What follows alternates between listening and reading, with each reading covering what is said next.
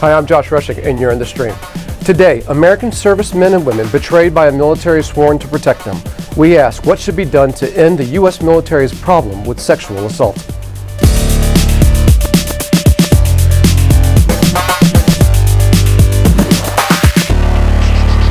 Our guest digital producer, Anushay Hossain, is with us. You can read her blog at anushay'spoint.com.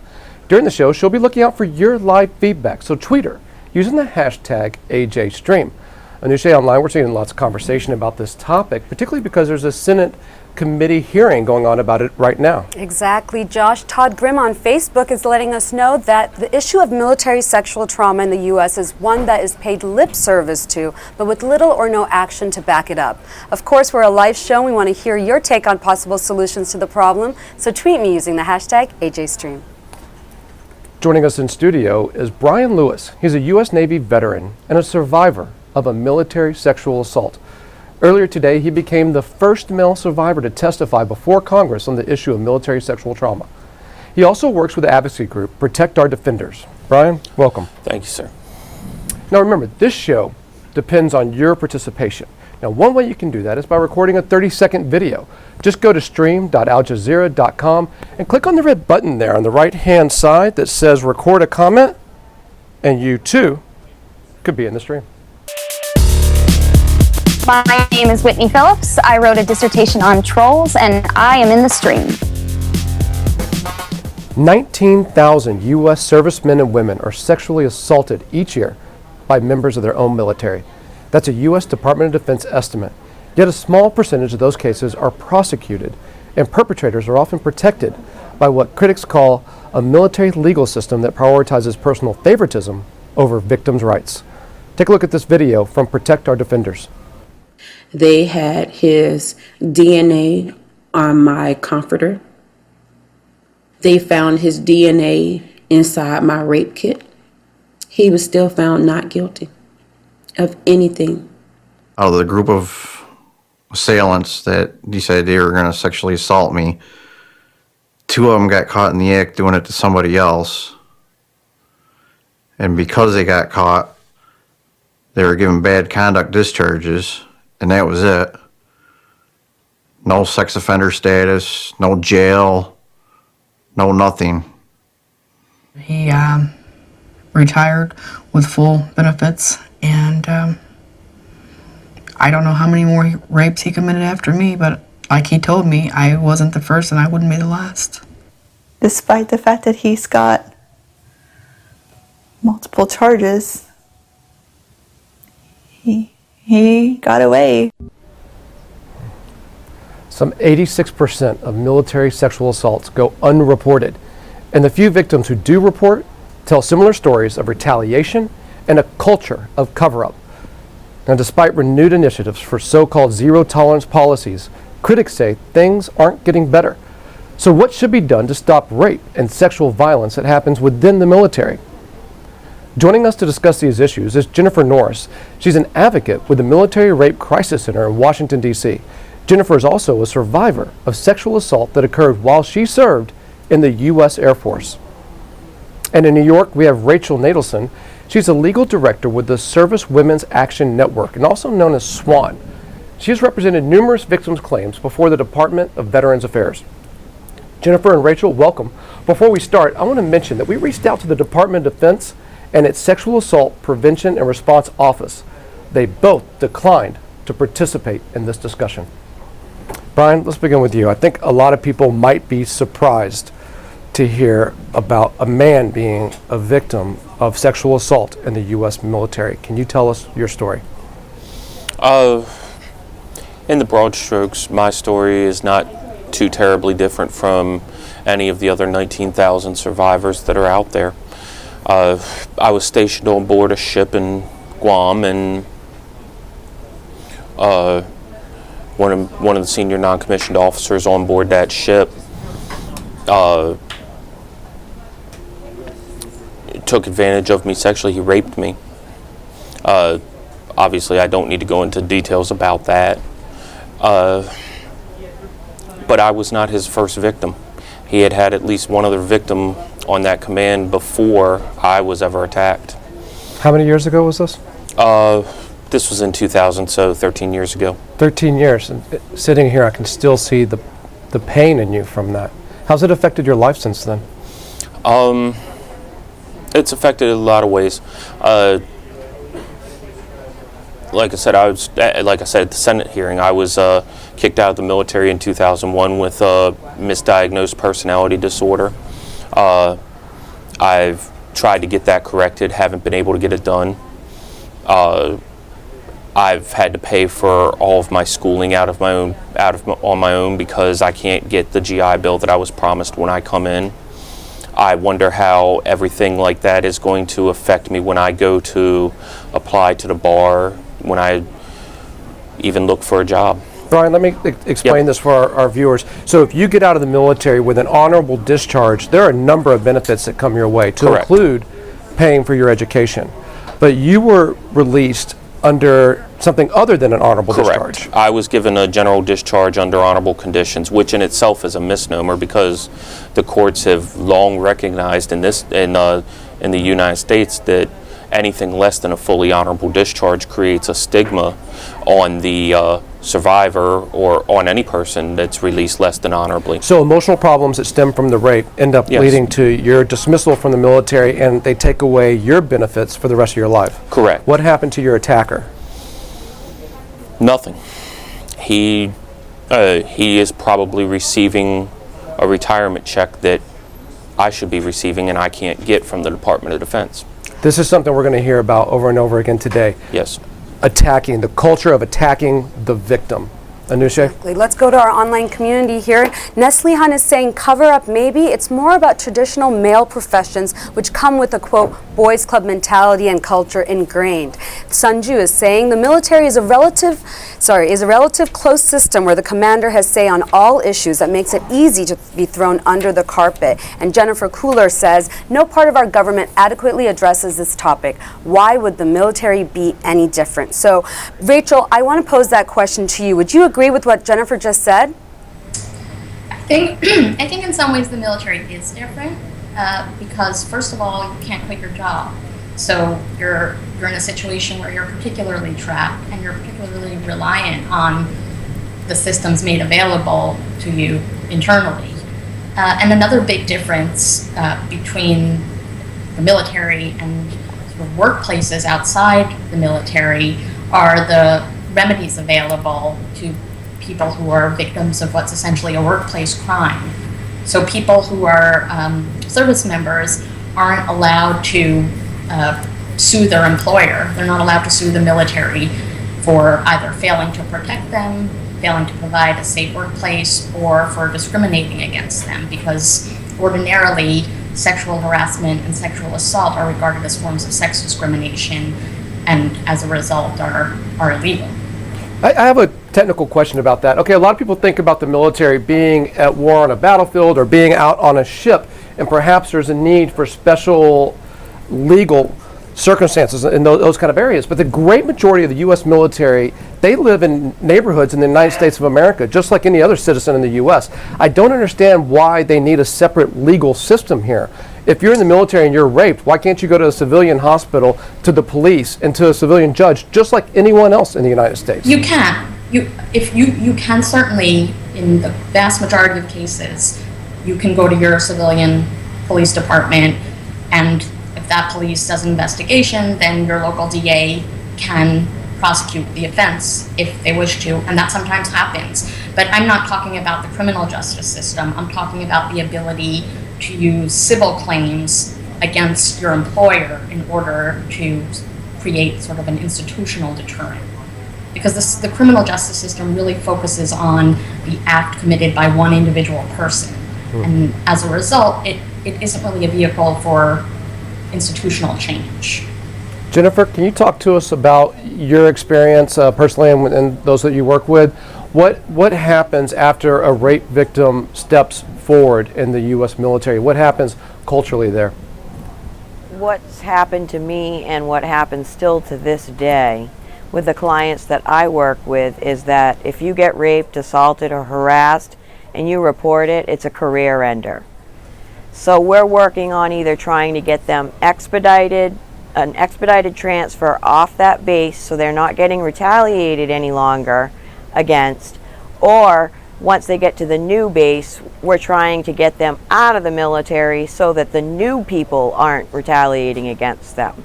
So nothing has changed. I was one of those few people that did report, and unbeknownst to me, complete surprise, it backlashed on me. And I thought I was like saving other people's lives and stuff, when in fact it was looked at as I'm a pariah and I was trying to ruin their careers. Wait a second. Can you tell us about the backlash? Yes, when I reported the crimes that occurred to me, specifically, it was out of duress because I was in an unsafe situation.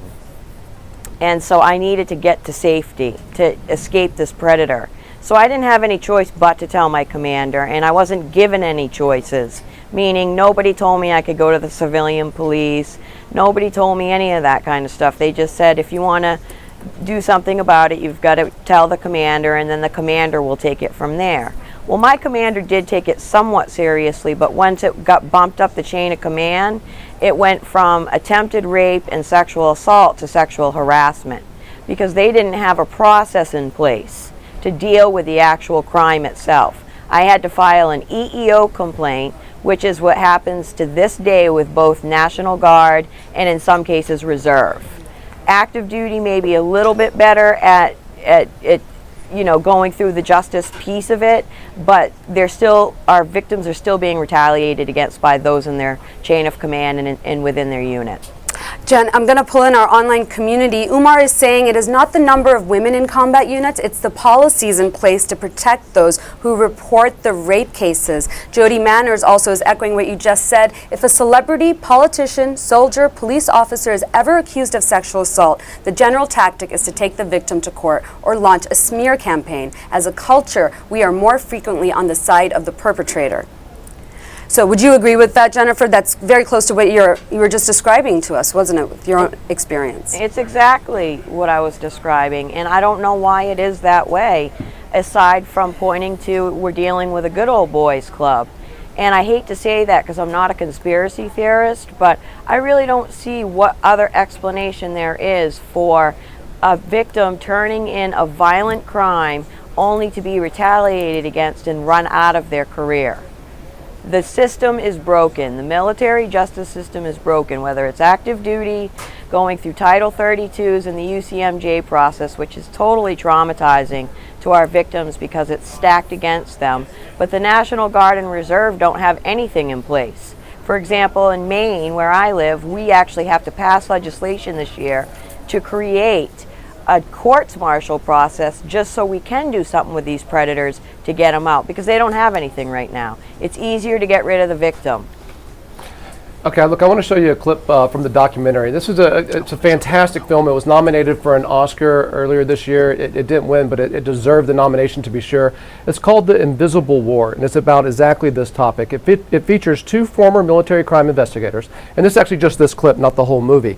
But in this clip, these investigators are talking about the culture of blaming the victim in rape cases. Here, take a look. I was ordered to advise a victim of her rights for false statement when I knew that she wasn't lying. I was asked to bring her in and advise her of her rights like a criminal and interrogate her for false statement, quote unquote, until I got the truth out of her. If a woman makes a rape complaint, there are always people asking what she was doing there, what she was wearing, whether she had a boyfriend or not. If rape cases came in, they were never given to women. The men always took care of those. Why is that? Because we were too sympathetic. Is that what they said to you? Mm-hmm. We couldn't see what was really going on because we always took the woman's side. I was told I should have been a social worker. I had no business being in the police field. There was a lot of resistance there toward the idea that victims should be afforded some kind of sensitivity. It was almost a laughing matter. It's a gut-wrenching movie, but I insist that you watch it. It's streaming on Netflix, so you can go and see it there. It is I had no idea the extent of what was going on. I saw that film and it woke me up. I want to read a comment. This is actually from a neighbor who lives in my neighborhood, and she's a former Army officer. And she said that seeing all this stuff, I've been bringing it up on my Facebook, this Rolling Stone article called "The Rape of Petty Officer Bruner," and then the movie "The Invisible War." She said that she didn't realize how much of this stuff she was carrying around and how upset she was about it. But that she hugged her 3-year-old daughter. She has 2 daughters, and she says, "I pray neither make the decision to go into the military. I'm so sad that I feel that way." It's such an emotional subject that my Facebook and Twitter are just lighting up about it. I know that it's in the news today with what happened with the Lieutenant Colonel Aviano, Lieutenant Colonel Wilkerson, Yes. who was convicted of sexual assault and had a general wipe it all away with no appeals process. And today at the hearings, I was watching this morning, you brought up in front of the Senate. Did you have a statement from her? What was that? Yes, Protect Our Defenders has been in contact with the victim from Aviano Air Base. She was a civilian employee Yes, there, right? she was a civilian employee, and the colonel sexually assaulted her. Now wait, he was actually convicted of He sexual was assault by a convicted. jury of his military officer peers. Correct, 4 colonels and a lieutenant colonel, and General Franklin made the decision to set that aside. I can't imagine what the reaction would be in the civilian world if you went before a jury, was convicted, and then your work boss was able to wipe it away with the stroke of a pen. That does not sound like justice to anyone at all. Well, I know there's been such an uproar that not Senator anymore, but Secretary of Defense Chuck Hagel has said there's going to be a review of the case. The unfortunate reality is that once the convening authority, as General Franklin is known, decides to act on that, once he grants that set aside, that's it. So they may not have the ability to do anything about it. Let's go to our online community. It's completely picking up on the theme of justice that we're talking about. David Nydroff says, "What a shame the military's sense of honor doesn't extend to protecting its own. Where is the command leadership? Inexcusable." I also have a tweet here from Raik. He says, "It all goes down to actually bringing people to prosecution. They do it because they feel like there's a good chance of getting out." I have a video question, Brian. I'm actually going to pose this to you from Sabrina in D.C., who actually is asking about how we can remove some of the barriers. There doesn't just need to be reforms to training and education, but there needs to be deep overhauls for victims of military sexual assault so that they can seek justice without threats of retaliation or worse. So, Brian, how would you answer that question? How do you remove these barriers and the threat, to retaliation?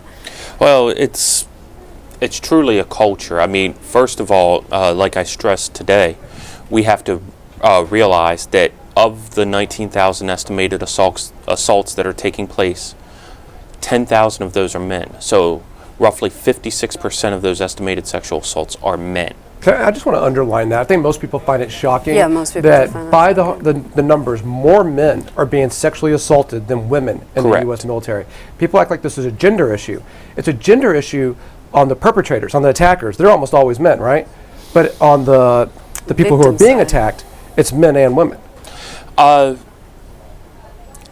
According to the official report that's provided to Congress every year, yes, it is a majority of men that are attacking. However, really, rape and sexual assaults have nothing to do with gender. Rape and sexual assault can occur no matter what gender the perpetrator is, no matter what gender the victim is. So that's the first thing that we need to understand, is that You're making the point that it's more about power. It's about power, it's about control, and it's about abuse of authority.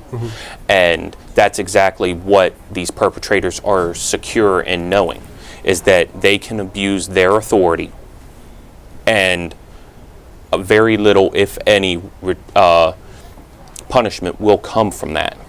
And that's why we need to take the issue of investigating, adjudicating, and anything to do with sexual assault and violent crime outside of the chain of command, so that way there is that sense of accountability.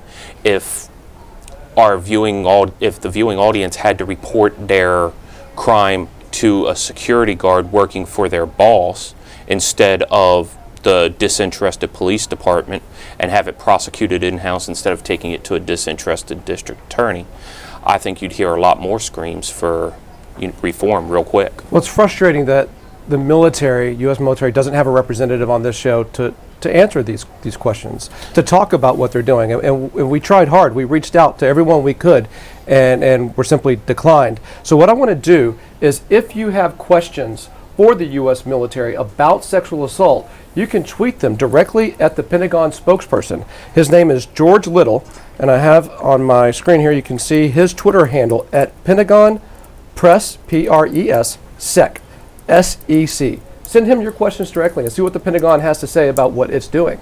And the Pentagon is actually at the Senate hearings that are going on today. I know, Brian, you spoke at those hearings earlier in the morning session. In the afternoon session, the military is speaking. We have a quote. This is from Robert Taylor.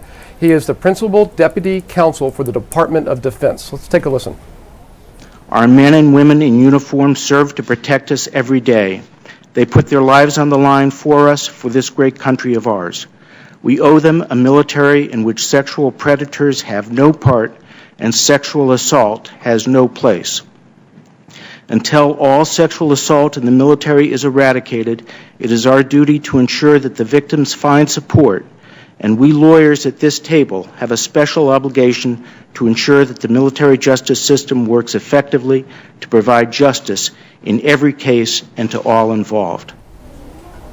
So, Rachel, in the movie The Invisible War, they make a large point that the commanding officer presides over all of these cases, and commanding officers aren't exactly legal trained judges. And then at the end of the movie, kind of at the very end, the words come up and said that after Secretary of Defense Leon Panetta, the former Secretary of Defense, watched the movie, 2 days later, he took away, he changed the system so that wasn't the case anymore. Can you verify that, yes, that's what happened, and then is that enough? Well, he made a change, which is to move case disposition authority higher up the chain of command. So the decision wasn't to remove that authority from the chain of command as much as to vest it in somebody more senior within the chain of command. So that's what happened with General Franklin here, that it got moved up to his, so he still had disposition over it. Right. I see. That's an illustration. I see. So is that enough? I would say no, because it doesn't address the root problem, which is that there's a conflict of interest built into the system, that the person who's making decisions about, and it doesn't just apply to post-trial decisions like whether or not to set aside a jury verdict, but also to pre-trial decisions like whether to bring charges at all. That all of those decisions are vested in the commander, who's somebody who has a pre-existing relationship with both parties usually, and that's that it even if you're in a position where you're saying, well, that doesn't always lead to impropriety, it certainly creates the appearance of impropriety. And outside of the military, you would find that those particular responsibilities would be they're professionalized. So it's a prosecutor who decides whether to bring charges. It's the judge who decides whether to issue, whether to make decisions about clemency, or in very rare cases, whether to set aside a jury verdict. And I think you have more faith in the system because those decisions are being made by impartial agents. All right. So look, stay with us here. We're going to shift this conversation from here to the post show, which is next at stream.aljazeera.com. So go to your computers, get on stream.aljazeera.com, and we'll continue the conversation there. There's so much more to be said, I think. On the next show, Latina teenagers have the highest suicide rate among teens in the U.S. What's driving these girls to the brink of hopelessness? Until then, we'll see you online.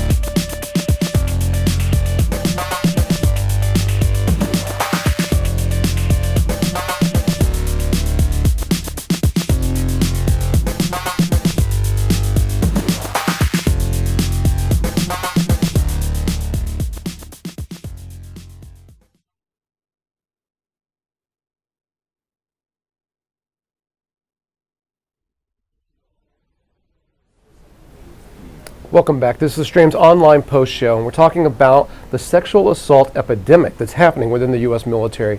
Why is this type of violence so prevalent in an organization that's supposedly committed to protecting its own? And what's being done to end it? Let's get back to the conversation.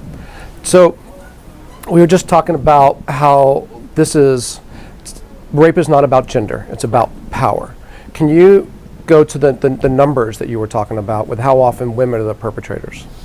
Well, there's a lot of conflict in the numbers about that, but the 2006 and 2010 Workforce and Gender Relations Survey of Active Duty Forces says that out of the men they surveyed, that women were the perpetrators about 40% of the time. So it's really not about gender being in charge of that, which was one of the tweets that the producer read off, was that, you know, it's not about men or women pitting one against the other. It's about who can best do the job. I think it's really fascinating that you're saying that, because usually with this issue, everybody wants to put a gender lens on it and analyze it within that framework, but I love that you're stipulating it's actually about power. Our online community here is bringing up the issue of recruitment. I have a tweet from Shujar Rabbani. He says, I think exposing it would hinder government's efforts in trying to attract more people, women especially, to join the military. So Brian, would you agree with that? Do you think that talking more about rape in the military would actually affect recruitment? Absolutely. I mean, we're essentially out here saying that the military is an unsafe work environment for our sons, our daughters, and, you know, in some cases it might be our mothers or our fathers, you know, depending on the age. And I don't think anybody wants to work in an unsafe work environment. I didn't want to work in an unsafe work environment, and that's what I ended up being handed. Jennifer, with combat roles being open to more women now, do you think this gets better or worse? Well, I think that opening up the combat roles is going to eventually, in the long run, give us some equal footing so that, you know, males and females are on the same page. Because when I served, I noticed there was a little bit of resentment on the male side, thinking that we had lower standards and it wasn't fair. So I think it's fantastic that the Department of Defense has lifted that combat exclusion to give us all that equal footing. Now, do I think that there's going to be more rapes that result as if people go into these roles? Yes, because those are the roles where you're going to get sent overseas where there are no laws except for your commander's law. And that's the whole problem here, is the commander is acting as a gatekeeper to justice, depending on who the people are. And it doesn't matter if you're in combat or you're working in an admin position here stateside, you're still at just as much risk of being raped and sexually assaulted if leadership has not done anything about this particular predator. And I love how Brian did take it away from the gender focus, because I served for 14 years. I worked twice as hard to be half the man, and I worked really, really hard. And so to hear people say, well, this isn't why women shouldn't be in the military, is very, very upsetting to me, given how hard I worked. So Brian, thank you for addressing that, because it isn't a gender issue. This is a predator issue. Actually, our online community is echoing what you just said, Jennifer. Brandon is saying there is a culture of cover-up in the military, period. Absolutely there is. A culture of cover-up is essentially burying the numbers. And it's not only burying the numbers, but it's blaming and attacking the victims. And there's no leadership being shown by the Department of Defense when you engage in conduct such as blaming the victim for what happened. The victim of a crime should never be blamed for it. It's that simple. And quite honestly, I think that the Department of Defense needs to step up and needs to show off the leadership skills that they talk about so much when they're talking about recruitment and things like that. You just can't give lip service to this problem, which is essentially what the Department of Defense is doing right now. They're paying lip service. Every few years they come before Congress, right? Every few years they come before them, and it's sound and fury, and it signifies nothing. the first time they came before Congress was in 1991 with Tailhook. Lieutenant Paula Coughlin, who I'm proud to call a very dear friend, came out and made this. A few years later was Aberdeen Proving Grounds. Then you had the Air Force Academy about 5 years after that. And let me tell you, when I went to the Swan Summit last year, I met a lot of survivors from Vietnam, and I met a couple from World War II. We're going back 70 years at this point. So, absolutely. And think about how long those men and women have waited to tell their story. And they're still not telling their story as much as they could because people don't want to pick up on that story, and that is so wrong. Rachel, what do you advise people to do who are still in the military and they call you and they say that they've been a victim of sexual assault? You know the backlash they're going to get if they come out publicly. What do you advise them to do? Well, usually we hear from people, we don't run a crisis line, so we hear from people not immediately after the incident, but after something's gone wrong, after they've reported the incident and are experiencing retaliation. And at that point, it's really hard because I have to tell them that while there are nominally some systems in place internally in the military, as far as avenues for appealing adverse personnel actions that are retaliatory, those mechanisms really don't work. They're all internal. There's no outside oversight, so there's no real deterrent when it comes to commands retaliating against victims. They can get away with it because nobody is taking them to court and saying, you retaliated against me for exercising my rights, now you're liable. Let's go the to bottom line is that they're not liable. And let me jump in on Rachel. She's absolutely right. Even once you get out of the service, the remedies for all that retaliation are still internal. In my case, I was given a less than honorable discharge, and in order to fix that, I can't go to a civilian court right away. I have to go back to the Corrections Board, which is an entity within the Department of the Navy, or any military department. So I have to go back and set myself up to be re-victimized because only 10% of those petitions to that correction board are sustained. So why do I want to go and set myself up for that re-victimization? Our online community is chiming into this. Darakshan says, it may give victims more visibility and protection, but war and sexual violence go hand in hand. So the entire military culture would need to change. Rachel, I want to pose that question to you. Would you agree with our online community member? The entire culture is what needs to be ramped up, changed, right? Well, I don't think that it's inevitable that serving in the military and being vulnerable to sexual violence go hand in hand, because you can look at other countries where they have an integrated military and they don't have the same rates of sexual violence. So to me, it's much more about the absence of deterrence, that the absence of institutional deterrence, that the military as an employer doesn't have to pay a price for inaction.